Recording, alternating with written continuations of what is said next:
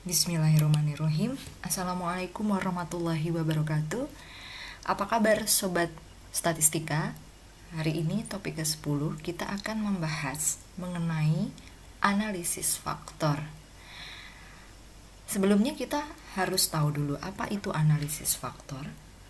Konsep dasarnya adalah teknik yang digunakan. Jadi analisis faktor ini merupakan sebuah teknik yang digunakan, yakni disebut teknik interdependensi. Apa itu teknik interdependensi? Yaitu seluruh set hubungan interdependen yang nantinya akan diteliti dan menggunakan prinsip korelasi R sama dengan 1 dan R sama dengan 0. Nah, apa fungsinya? Biasanya teknik interdependensi ini dipergunakan dalam hal untuk mengidentifikasi variabel yang berkorelasi dan yang tidak atau kecil korelasinya.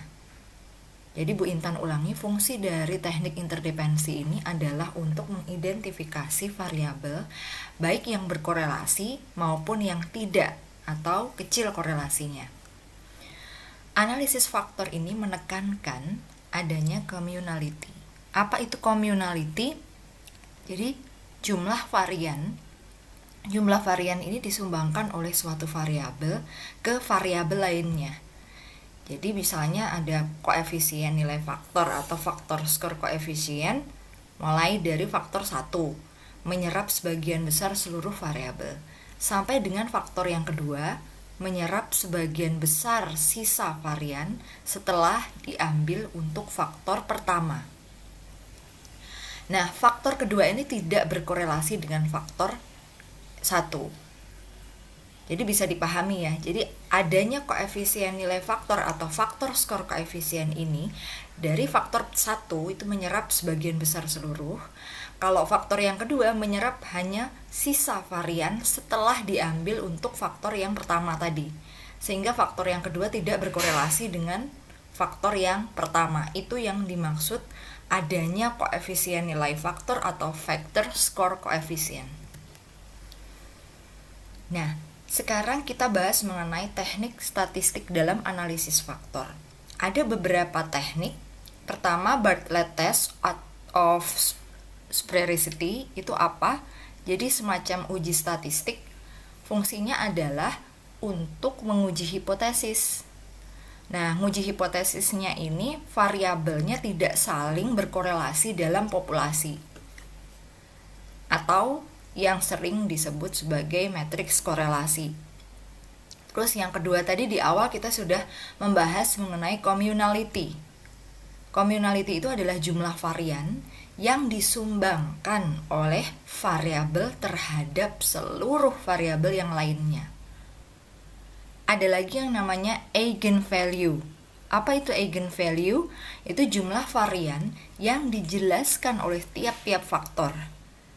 Hanya yang perlu diingat adalah eigenvalue ini lebih besar dari 1 yang dimasukkan dalam model nanti ya, dalam penelitian nanti analisis.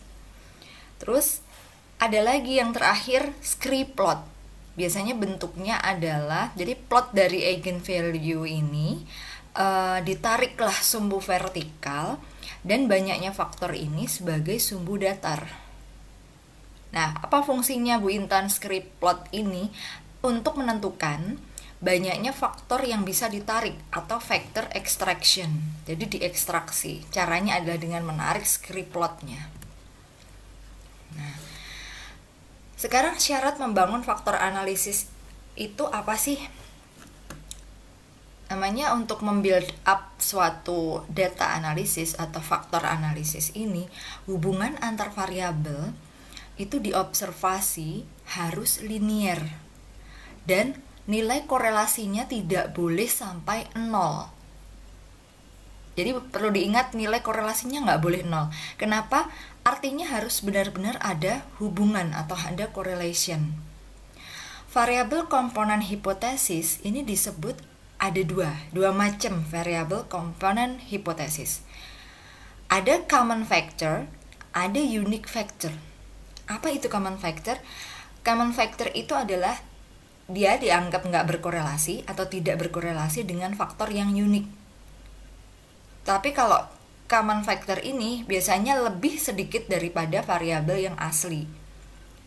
Berbeda dengan common factor, kalau unique factor itu biasanya dianggap sama dengan jumlah variabelnya. Gitu ya, bisa dipahami ya. Jadi kalau common factor itu lebih sedikit dari variabel aslinya, tapi kalau unique factor itu biasanya sama dengan jumlah variabelnya.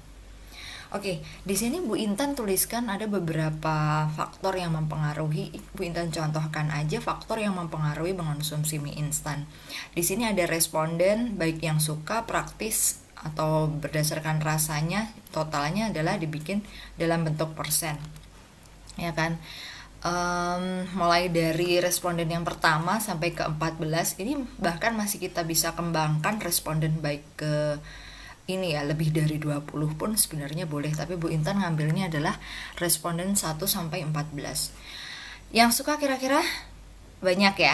Nah, yang suka di sini ada yang nomor 7 ini sampai 80%.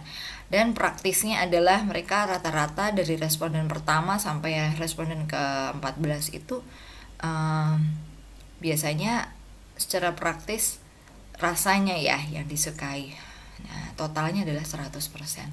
Dari dapat dikorelasi matriks. Kalau correlationnya antara suka, praktis, dan rasa ini kemudian dibikin tabelnya ini semacam ini ya, dari suka, praktis, dan rasa. Ambillah 1 min 723 723 dan min 250. Jadi di sini kalau kita lihat setelah dijumlahkan dan dicari korelasinya, ternyata korelasi manakah yang paling besar? Kalau kalian lihat korelasi antara yang suka dengan yang praktis, terus ini ya lebih banyak yang suka ya, karena di sini lebih dari, bisa dikatakan ini kan 1 ya kan, 1 yang suka 1 ya. Jadi rata-ratanya mereka adalah berdasarkan korelasi dari suka. Kalau kita tarik ya antara yang vertikal dan horizontal. Kalau secara praktis, kira-kira kalau praktis gimana? Di sini menunjukkan angka 1 ada di nilai praktis. Terus rasa juga ada di bagian ketiga, rasa. Jadi rata-rata mungkin sama antara suka, praktis, dan rasa ini punya korelasi.